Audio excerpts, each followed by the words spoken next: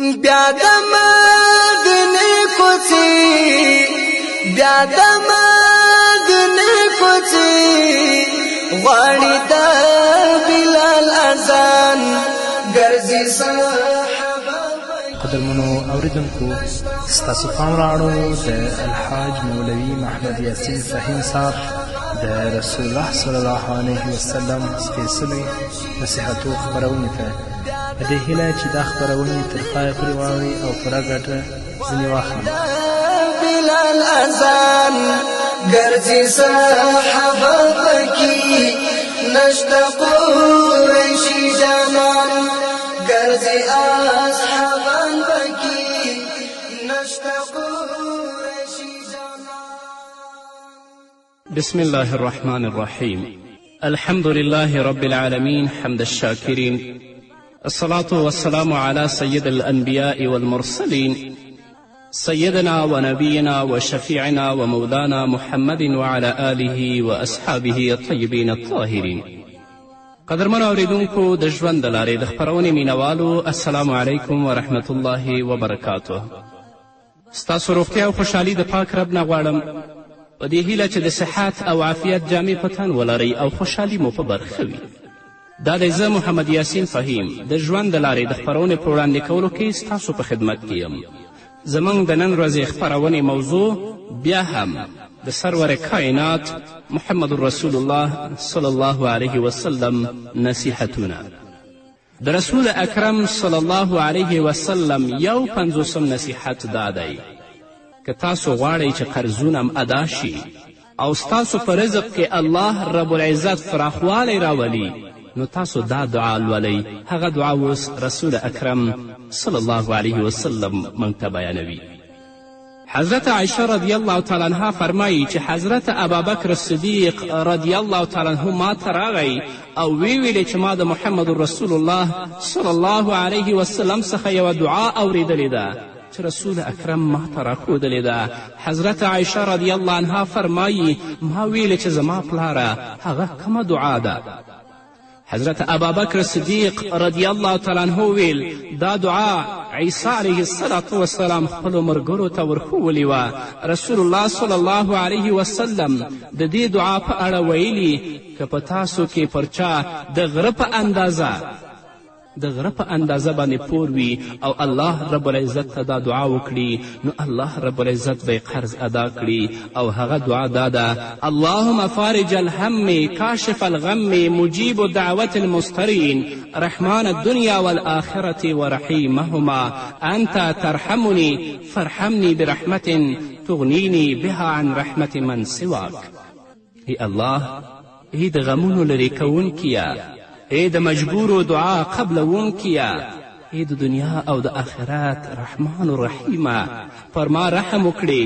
ته رحمت کوونکی یې، پر ما داسې رحم وکړې چې د نورو له رحمته مې بې پروا کړې. ابابکر صدیق رضی الله تعالی عنه وایي چې ما به تل د الله رب العزت په دربار کې دا دعا کوله، نو الله رب العزت ما ته داسې ګټه راورسوله چې الله رب العزت زما ټول قرضونه ادا کړل. مخکې د قرض ادا کولو لپاره ما تاسو ته نورې دعاګانې درښولې وې، نو که تاسو هغه کولی شئ او که دا کولی شئ چې ډیر په اخلاص او په صداقت سره دا دعا وکړئ، انشاء الله رب العزت به د تکلیفونو او د قرضونو نه تاسو خلاص کړي. د رسول اکرم صلی الله علیه وسلم 52 نصیحت هغه دا دی چې تاسو په ښو کارونو باندې مصرف کوئ، یعنی هغه دنیا چې الله رب العزت تاسو ته درکړي، هغه مال چې الله رب العزت تاسو ته درکړی، کوشش کوئ چې هغه په ښو کارونو باندې مصرف کړئ. حضرت عبدالله بن عمر بن عاص رضی الله تعالی عنه فرمایي چې یو سړی راغی د رسول اکرم صلی الله علیه وسلم نه پوښتنه وکړه. رسول الله ته ویلي یا رسول الله د اسلام تر ټولو غوره عمل کوم یو دی؟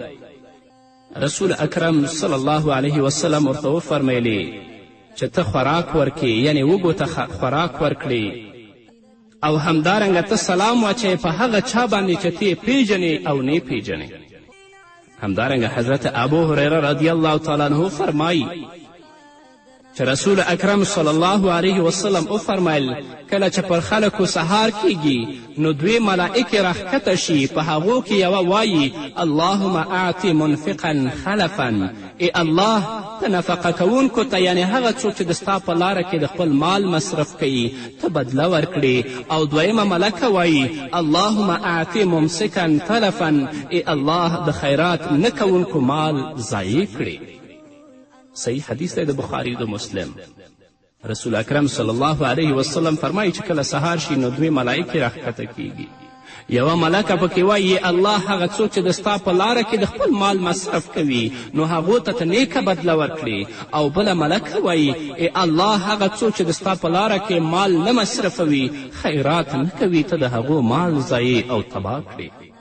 نو که غواړئ چې په مال کې برکت وي، که غواړئ چې په خپل مال او جایداد باندې تاسو خوشحاله ژوند تیر کړئ نو د خپل مال د الله په لاره کې مصرف کړئ لکه څنګه چې رسول اکرم صلی الله علیه وسلم دا نصیحت کوي موږ ته چې تاسو د الله په لاره کې مصرف کوئ. کوشش کوئ چې د خپل مال په هغو لارو کې ولګوئ چې هغه نه د دین او د اسلام استفاده کیږي، نه په هغو لارو کې چې په هغو کې د منکراتو او د فجایعو لاره خلکو ته خلاصي. د رسول اکرم صلی الله علیه وسلم 53 نصیحت هغه دا دی چې سهار او ماښام او د کور نه د وتلو په وخت کې تاسو دا دعا لولئ. حضرت ابو هریره رضی الله تعالی عنه فرمایي چې ابابکر صدیق ویل چې د الله رسوله ما ته داسې دعا راوښیه چې زه یې سهار او ماښام وایم. رسول الله ورته وفرمیل چې دا دعا وایه اللهم فاطر السماوات والارض عالم الغیب والشهادة رب كل شيء ومليكه أشهد أن لا إله إلا أنت أعوذ بك من شر نفسي ومن شر الشيطان وشركه. رواه أبو داود وترمذي. ای الله ای د ځمکې او د آسمانونو پیدا کوونکیه، ای په غیبو او په ښکارو پوهېدونکیه، ای هغه ربه چې ته د هر شي رب او مالک یې. زه شاهدي ورکوم چې له تا پرته بل معبود نشته. زه د خپل نفس، شیطان او د شرکه په تا باندې پناه غواړم. نو رسول اکرم صلی الله علیه وسلم حضرت ابابکر صدیق رضی الله تعالی عنه ته دا ورښوده چې ته سهار او ماښام او کله چې ته د کور راوځې دغه دعا لوله، الله رب العزت به تا په خپل حفظ و امان کې ساتي. همدارنګه حضرت انس رضی الله تعالی عنه فرمایي چې رسول اکرم صلی الله علیه وسلم وفرمیل څوک چې له کوره ووځي او دا دعا وایي بسم الله توکلت علی الله لا حول ولا قوة الا بالله، د الله په نوم سره ما پر هغه باور وکړه هیڅ طاقت او قوت نشته مګر له الله سره. هغه ته ویل کیږي چې تا هدایت ترلاسه که، تا ته کفایت وشه، ته وژغورل شوې او داسې سړی له شیطانه لرې اوسیږي. نو دا د رسول اکرم صلی الله علیه وسلم نصیحتونه دي خپل امت او مسلمانانو ته. که موږ دا په خلاصو غوږونو باندې واورو او په خپل ژوند کې دا عملي کړو انشاءالله چې د دنیا او د آخرت ژوند به زموږ ښایسته وي. د رسول اکرم صلی الله علیه وسلم 54 نصیحت هغه دا دی چې تاسو د مسئولیت غوښتنه مه کوئ. که تاسو ته څه مسئولیت در وسپارل شي بیا به د هغې په ادا کولو کې تاسو پاتې راشئ او الله رب العزت به بیا ستاسو نه پوښتنه کوي. حضرت ابو سعید عبدالرحمن بن سموره رضی الله تعالی عنه د رسول اکرم صلی الله علیه وسلم نه روایت کوي. هغه فرمایي چې رسول اکرم صلی الله علیه وسلم ما ته وویلې ای سموره د مسئولیت سوال مه کوه، که له غوښتنې پرته یې مسئولیت درته وسپارل شي نو ستا مسئولیت دی، او کله چې پر کومه خبره قسم وکړې خو د هغې مخالفه خبره درته ښکاره شي نو په ښه خبره عمل وکړه او د قسم کفاره ادا کړه. د مسئولیت سوال مه کوه، او که بې د سواله تا ته څه در وسپارل شول کوشش کوه چې هغه په سمه توګه سرته ورسوي، او که تا قسم وخوړه د ښه کار د ادا کولو نه نو ته د قسم کفاره ورکړه او هغه ښه کار ادا کړه. ابو ذر رضی الله تعالی عنه فرمایي چې ما رسول اکرم صلی الله علیه وسلم ته ویلې ای د الله رسوله ما ته یو کار وسپاره یعنی ما ته مسؤلیت راکړه. نو رسول الله صلی الله علیه وسلم زما په اوږو باندې لاس کیښود او دا یې راته ویلې یا ابا ذر انک ضعیف وانها امانة وانها یوم القیامة خزی وندامة الا من اخذ ما بحقها واوفى الذي علیه فیها. ای ابو ذره ته کمزوری او دا امانت دی، د قیامت په ورځ به رسوایي او پښیماني وي، خو نه د هغه چا لپاره چې په حق سره یې واخلي او د دې امانت مسؤلیت په سم ډول ترسره کړي. نن ورځ هغه کسان چې د قدرت واګې د هغو په لاس کې دي، د یو واړه نه واخله تر رئیس جمهوره پورې دوی به الله ته څه ځواب وایي؟ دوی خپل وطن سره څه وکړل؟ دوی خپل دین سره څه وکړل؟ دوی اسلام سره څه وکړل؟ او دوی د خپل مظلوم ملت سره څه وکړل؟ د دې مسؤلیت پوښتنه به الله رب العزت د دوی نه کوي. همدارنګه حضرت ابو هریره رضی الله تعالی عنه د رسول الله نه روایت کوي ما بعث الله من نبی ولا استخلف من خلیفة الا كانت له بطانتان بطانة تأمره بالمعروف وتحضه عليه وبطانة تأمره بالشر وتحضه عليه والمعصوم من عصمه الله. رواه البخاری. رسول اکرم صلی الله علیه وسلم فرمایي الله رب العزت چې هر نبی را لیږلی او هر څوک یې خلیفه کړی دی هغه ته یې دوه راز ساتونکي ورکړي دي. یو یې د نیکي حکم ورته کوي او هغه ته یې هڅوي، یو یې د نیکي حکم کوي ورته او ښو ته یې هڅوي، او بل د شر حکم ورته کوي او بدو ته یې هڅوي، او معصوم هغه دی چې الله رب العزت یې وساتي. همدارنګه حضرت عایشه رضی الله تعالی عنها د رسول اکرم صلی الله علیه وسلم نه روایت کوي چې رسول الله ویل کله چې الله رب العزت له حاکم او پادشاه سره د ښو اراده وکړي نو هغه ته ښه وزیر ورکوي. کله چې د دینه کومه مسئله هیره شي نو وزیر یې ور یادوي، او کله چې د دې یاد وي نو هغه ورسره مرسته کوي. خو کله چې الله رب العزت له حاکم سره د بدو اراده وکړي نو هغه ته بد وزیر ورکوي. که دی خطا وځي نو وزیر یې نه ور یادوي، او که د ده یاد وي نو وزیر ورسره مرسته نه کوي. نن ورځ تاسې د دنیا نظام وګورئ او د دنیا حکام وګورئ او د دوی وزیران وګورئ. هغه د رسول اکرم صلی الله علیه وسلم وینا تاسو ته در یادیږي چې د دې ټولو پادشاهانو الله رب العزت د بدو او د هلاکت اراده کړې، هم خپله فاسد او هم د دوی وزیران فاسد، او ټول خلک یې په عذاب او په دردو او په غم کې اخته کړي دي. نو ځکه رسول اکرم صلی الله علیه وسلم فرمایي چې تاسو د مسؤلیت غوښتنه مه کوئ چې زه یا وزیر شم یا زه پادشاه شم یا زه په یو ځای کې رئیس مقرر شم، ځکه د هغې د عهدې نه تاسو نشئ وتلی. دا یو امانت دی، دا بیا رسوایي ده په آخرت کې. خو که کم مسؤلیت بغیر د ستاسو د غوښتلو نه تاسو ته سپارل کیږي نو ډیر کوشش کوئ چې د هغه مسؤلیت نه په سمې طریقې سره تاسو خپل غاړه وباسئ. نن تاسو اداري فساد په دې ټولنه او په دې وطن کې وګورئ چې څه حالت ته رسېدلی. ډېر رئیسان داسې هم دي چې تاسو یې پیژنئ او زه هم پیژنم چې نه د هغه تجارت شته او نه د هغه دومره جائداد شته، خو د هغه مصارفو او د هغه کورونو ته چې وګورئ تاسې به هم حیران شئ چې دا پیسې دې د کم ځای کړې. آیا دا په سود، په رشوت او په حرامو لاس ته یې نه دي راوړي؟ الله ته به ځواب نه ورکوي. د رسول اکرم صلی الله علیه وسلم 55 نصیحت او آخري نصیحت هغه دا دی چې تاسو د خپلو کورونو نه مسجدونه جوړ کړئ، یعنی د لمانځه لپاره په خپل کورونو کې ځانګړی ځای جوړ کړئ. حضرت عایشه رضی الله تعالی عنها فرمایي چې رسول اکرم صلی الله علیه وسلم موږ ته امر وکړه چې په خپلو کورونو کې د لمانځه لپاره ځانګړي ځایونه وټاکو، او بل یې دا راته وویل چې هغه ځایونه تاسو پاک وساتئ.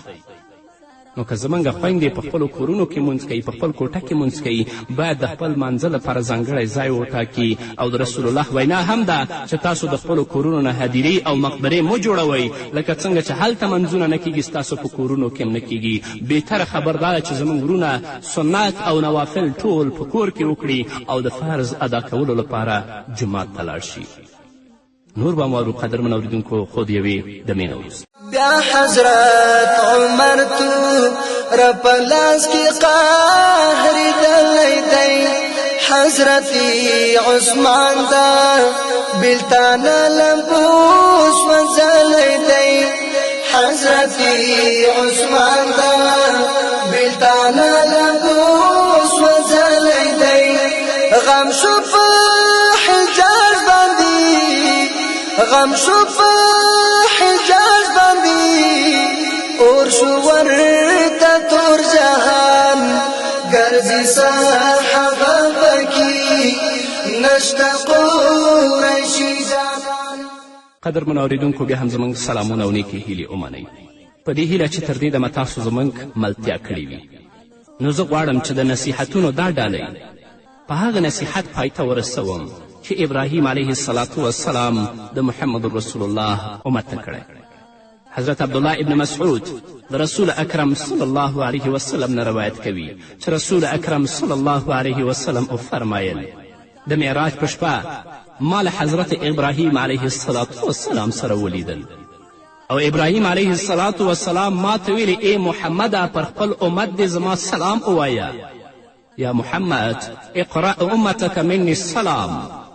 ای محمده پر خپل امت دې زما سلام ووایه او هغوی ته ووایه چې جنت پاکه خاوره او خوږې اوبه لري او په هغه کې سپیره میدانونه شته او د هغو ونې دا دي سبحان الله والحمد لله ولا اله الا الله والله اکبر.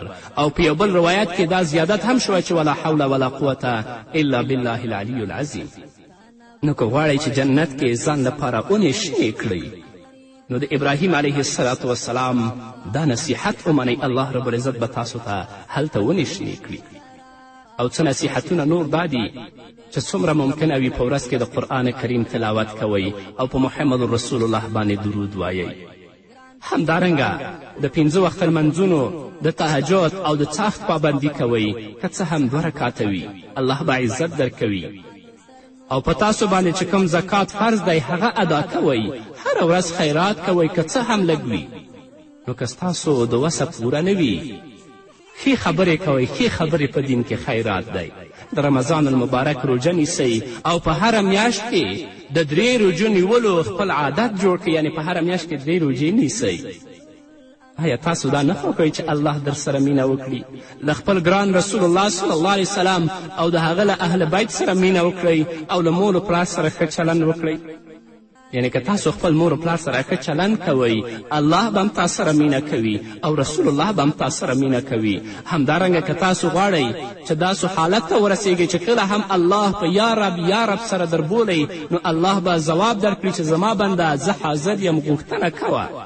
هغه به تا ته الله درکوي. نو هغه دا دی چې حلال رزق وخورئ. ستاسو دعا به قبوله شي. له خلکو سره ښه چلند او نیک اخلاق کوئ. آیا تاسو دا نه خوښوئ چې دعا مو قبوله شي او خپل زړه پاک کړئ او لا اله الا الله ډیر ووایئ؟ د ځان او ټولو مؤمنانو لپاره له ګناهونو استغفار وغواړئ او د الله رب العزت له ذکره مه بېغمه کیږئ. آیا تاسو نه غواړئ چې د الله ستاینه وکړئ شکر ادا کړئ او هغه ته نږدې شئ داسې چې کله بنده الحمدلله وایي نو الله وایي زما بنده زما ستاینه وکړه زما یې شکر ادا که.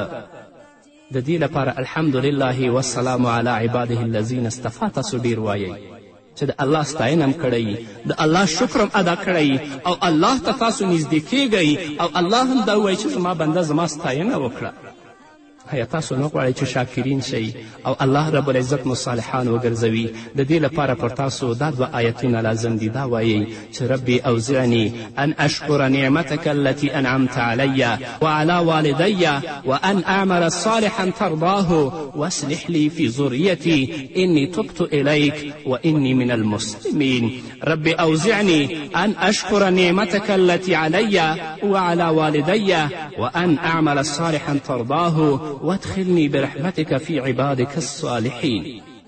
که تاسو غواړئ چې د الله رب العزت شاکرین بندگان درنه جوړ شي او الله رب العزت تاسې خپل صالح بندگان وګرځوي نو دا 2 آیتونه وایئ.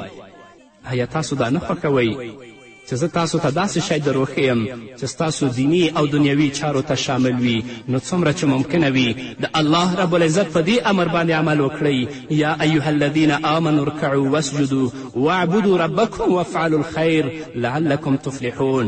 کسانو چې تاسو ایمان راوړئ، الله ته رکوع کوئ، الله ته سجدې کوئ، د خپل رب عبادت کوئ، خیر کارونه کوئ، الله رب العزت به تاسو کامیاب کړي.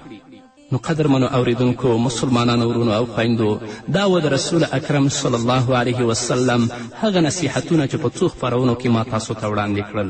د الله رب العزت نه توفیق غواړو چې الله موږ ته توفیق راکړي چې د رسول اکرم صلی الله علیه وسلم دا ویناوې په خلاصو غوږونو باندې واورو او د رب العزت نه ځان لپاره او تاسو لپاره او د ټولو مسلمانانو لپاره په هغه باندې د عمل کولو توفیق غواړم. نو دا و زموږ د نن ورځې خپرونه چې ستاسو درانه حضور ته وړاندې شوه. تر بلې خپرونې پورې چې زه بیا هم ستاسو درانه حضور ته راځم، تاسو ټول په پاک رب سپارم. پاتې ژوند مو نیکمرغه، ښاد، بریالي او کامیاب. کیږي به ژړا د حسنینو آسمانونو ته، ور بکړي لړزا د عرش محزونو برجونو ته. کیږي به ژړا د حسنینو آسمانونو ته، راغی پر صدیق باندې، راغی پر صدیق باندې، راغی پر صدیق باندې، صدویر قاری اسمان ګرځي صحابه پکې، نشته قریشي جانان بیا د مدینې کوڅې، بیا د مدینې کوڅې غواړي د بلال اذان ګرځي